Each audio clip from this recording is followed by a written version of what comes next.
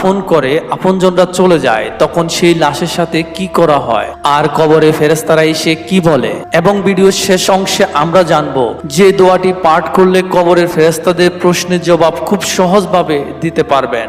প্রিয় ভাই বোনেরা, খুবই গুরুত্বপূর্ণ একটি ভিডিও হতে চলেছে, আশা করি আপনি শেষ পর্যন্ত দেখবেন। কবরে প্রথম রাত নিয়ে বিশ্বনবী সাল্লাল্লাহু আলাইহি সাল্লাম বলেন, বান্দাকে যখন তার কবরে রাখা হয় এবং তাকে কবরে রেখে আপনজন শুধু এতটুকু দূরে চলে যায় যে তখনও ওই কবরস্থ ব্যক্তি তাদের জুতার শব্দ শুনতে পায়।